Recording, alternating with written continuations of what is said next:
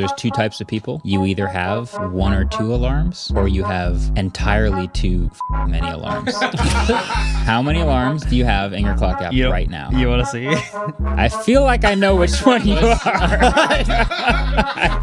Just based on the way you asked me that, I feel like I know which one you are. I feel like you knew before you even asked the question. I have 3 right now, but these are very old. One says New Balance, one says Dates for Waveform, and one says Fire Tim. You